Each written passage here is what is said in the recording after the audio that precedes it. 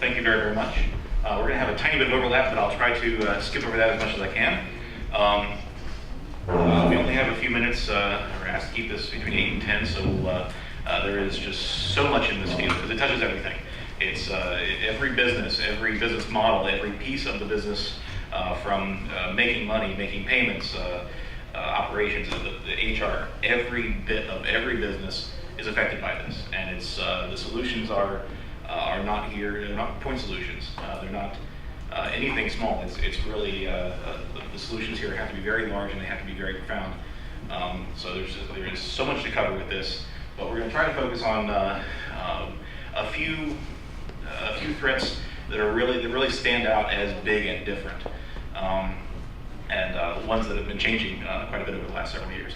So my name is Jason Thacker. I'm the CTO of White Badger Group, also one of the founders. We also operate under White Badger Security for those operations.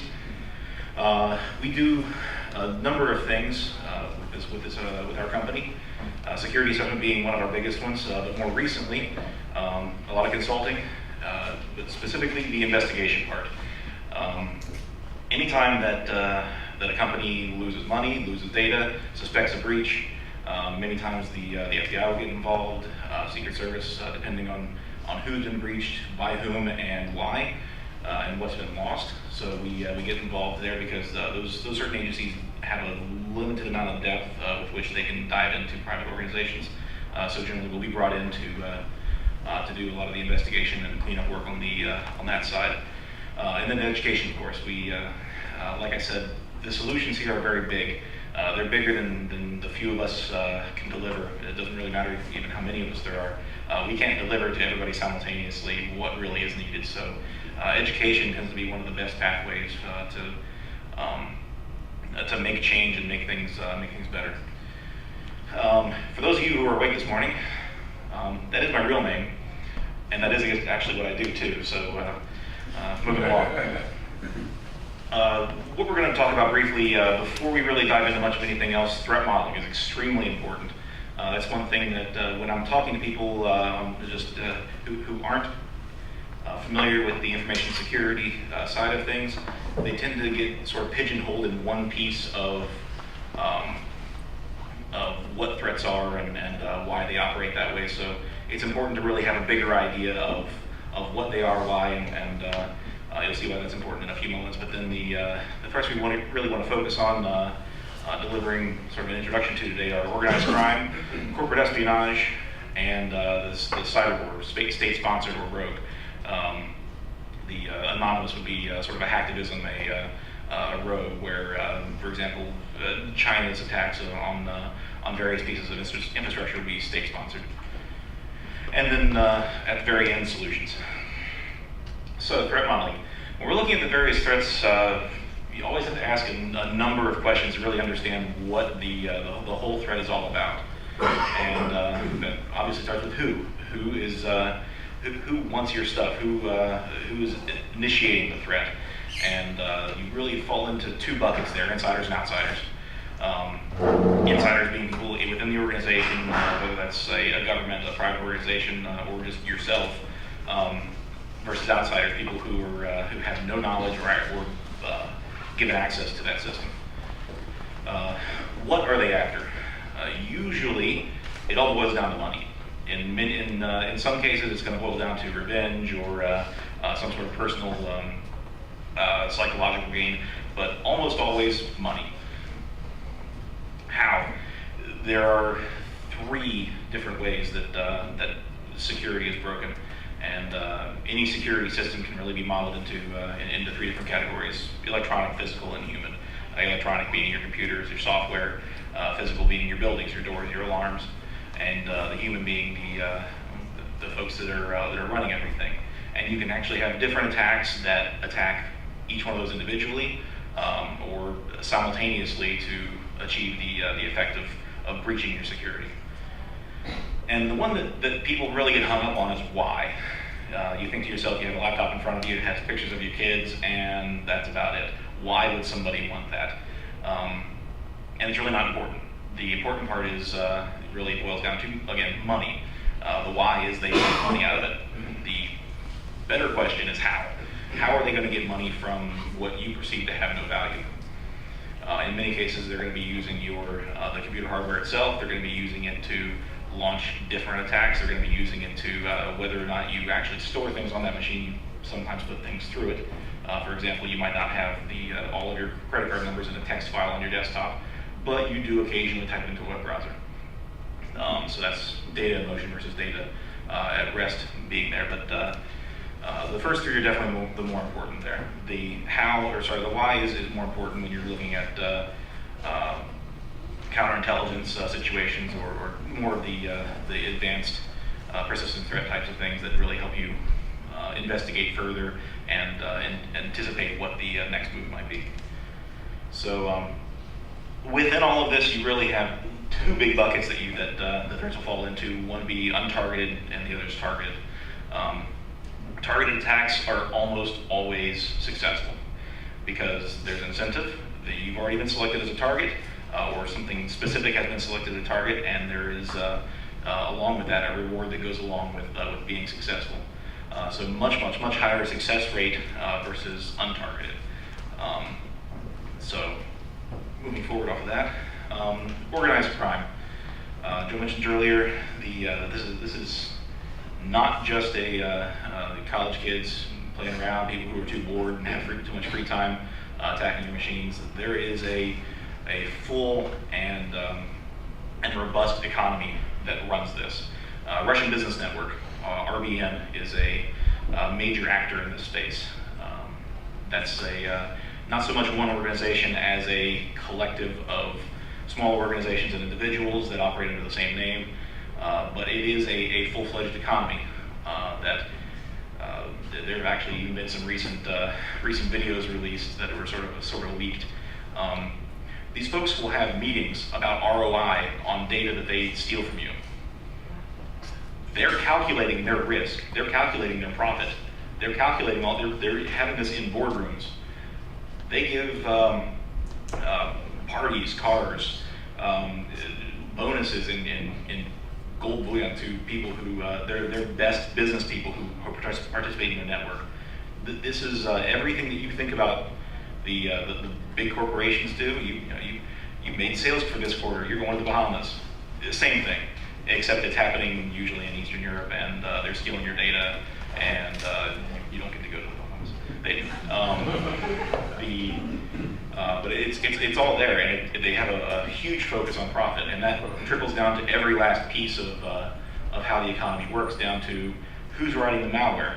The malware is, when I say malware, it's actually a huge collection of software. You have droppers, you have command and control, you have the actual exploits themselves, data scrapers. You have an enormous number of pieces of this stuff, and each one of those, just like you buy Microsoft Word over using WordPad, or there are features and there are values and et cetera, and they're all reflected in the ongoing prices of these things. In many cases, pieces of malware that are sold will be guaranteed, as of the time that they're being sold, not to be detected by Symantec, McAfee, Trend, CA, etc., which is why it's usually not a good idea to use those. But there's economic value in not being detected by the market-leading antivirus software.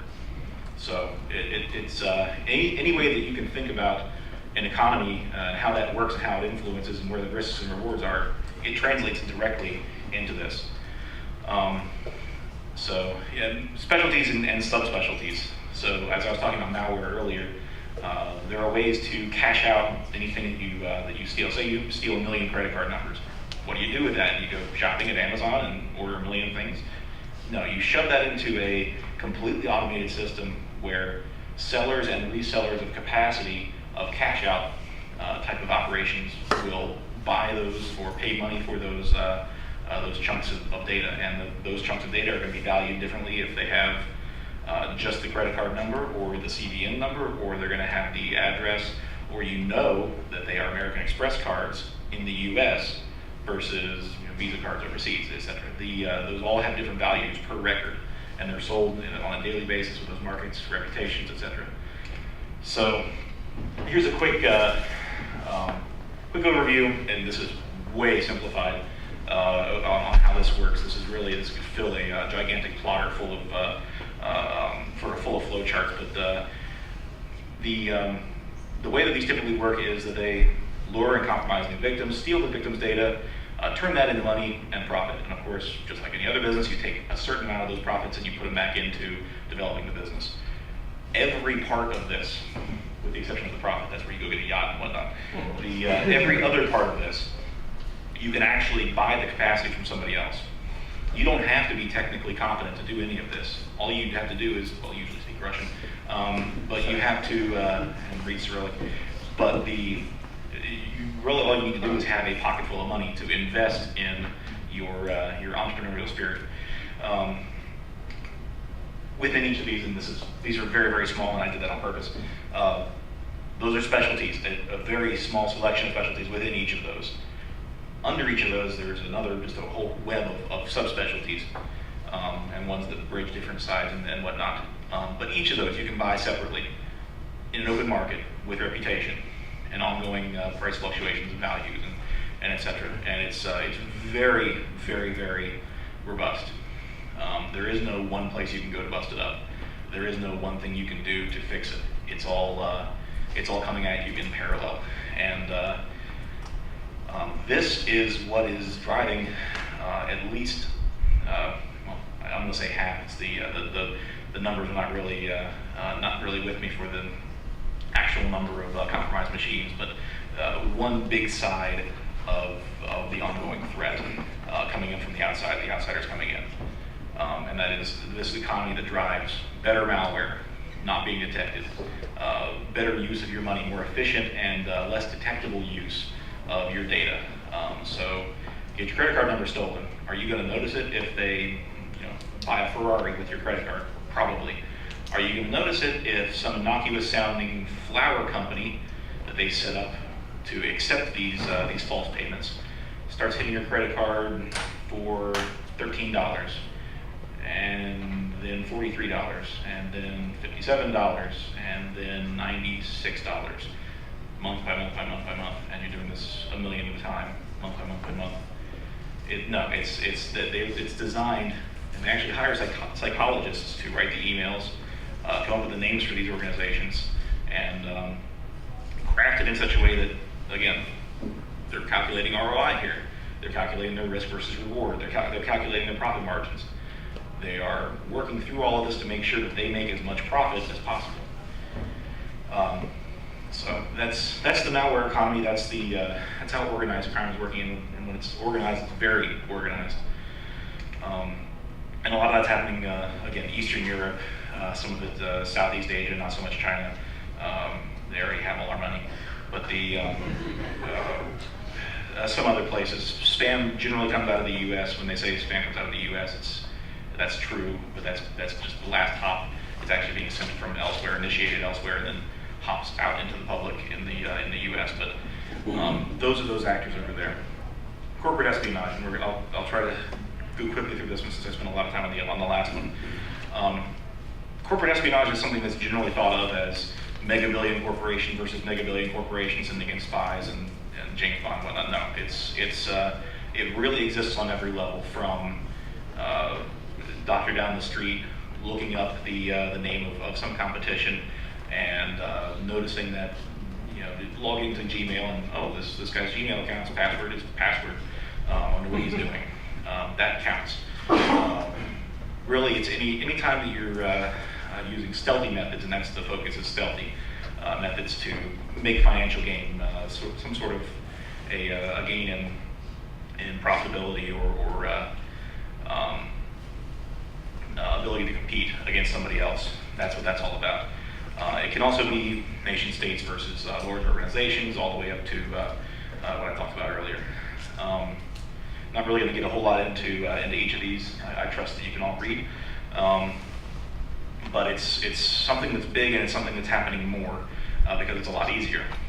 It's something that's really maturing in the marketplace and becoming a major threat. We actually worked a case back in 2009. It hit the news in 2010, but nation state was hacking a large U.S. organization to get bid information on gigantic tracts of land in Africa. for oil. They were outbidding by 2 to 3 to 10 times the amount. And then all of a sudden they started bidding a few percent more. Huge savings. We're talking millions, billions, in aggregate trillions of dollars. They did that by hacking into the C-level folks at that organization, stealing their email. Because it's when you're spending billions of dollars at a time, it's something that gets tossed around at the C-level via email. But it's a very real and ongoing threat. Cyber war. This is the fun one. This is sort of the other side of organized crime, and it's one that's developing. It's getting scary, and it's really all over the map. Some of it is very, very blatant. Many times the Chinese will attack from Chinese IP addresses and not even care. There are ranges of IP addresses that are registered to groups known to be developing hackers in China, and they will attack from those IP addresses. Very, very obvious, brazen, they don't care. In other cases, you're usually ones that are associated with intelligence operations that's going to be considerably more stealthy. You're going to have a number of hops through other compromised machines or other organizations with good reputations or no reputation. It's getting scary because it's when we talked about the some of that threat a little earlier, getting into power grids, water, utilities, infrastructure, all that stuff is not protected the way it should be, and enormous problems there if it goes down. The tools and techniques, again, all over the map. Some of the most basic attacks all the way up to some of the most sophisticated attacks. And the big word of the day, Stuxnet. If you didn't catch that earlier, write it down, Google it later. A number of different videos, articles that have been written on this, analysis of it. It's scary, and it's important because it's the first publicly known one that's actually stepped into the mainstream media of a nation-state sponsored piece of malware that was used as a weapon. And it's really scary because this is last generation, and there are still pieces of this that will get into machines and not be detected. So we're seeing future versions of this and whatnot, but write it down, Google it, learn about it, because it's going to be important real soon. Aside from all the scary stuff, solutions. I'd like to get everybody nice and depressed and then come up with some good solutions. It's all preventable, all of it. Every single last thing that we've ever investigated, there's been a very simple cause, or very simple thing that was overlooked or not done or done incorrectly that contributed to why the attack was successful. Stuxnet. My colleague Paul Williams actually did a presentation last year listing 12 different things that could have been done, any one of which would have stopped Stuxnet from being so effective against the uranium plants. In so many cases, it's a matter of things being done just a little wrong, but a lot. Same thing, the one that he likes to use is the Titanic. He has, I think, 17 things that with that one, where any one of those things, if it was done right, would have prevented the Titanic from sinking. But it had to be all those things done wrong, just the same way, at the same time, for that to happen. So, for the educators out there, the next generation of folks is going to be really helping us fight this. As Joe was saying, basics. So many folks that I work with don't know the basics, and it's killing us. The awareness, the mindset that you need to really properly secure a system. It's not just like I said, it's not a point solution. It's not a box you put on your network. It's not a piece of software that you install that makes everything go away. It is it's a mindset that you have to integrate into everybody in your business. But at the same time, you have to be able to integrate yourself as a security expert to integrate yourself into every other part of the business. You need to be able to talk to the executive. You need to be able to talk to the accountants and tell them why using password as a password is a bad thing. As a very, very simplistic example. So these are all things that, again, there's lots there that you can read, but all of these things need to be focused on, but it's really all about basics. And a couple of things that I added on here very, very quickly, actually while I was sitting in the back there about an hour ago. 2 headlines. Verizon releases a report every year that really sums up a lot of the cybercrime and cyber war activity. For the first time, non-accidental types of threats are responsible for more than half of stolen data. That's big. And a lot of that's going back to the organized crime, a lot of that's going back to the state-sponsored type of stuff. And the other one, same report, says more than 90% of the breaches were simple things, very preventable. So need to work on that. And real world experience, focus on basics, ability to operate within an organization and traverse all of the different hierarchy there. Very, very important skills to have. So I'll hand it off.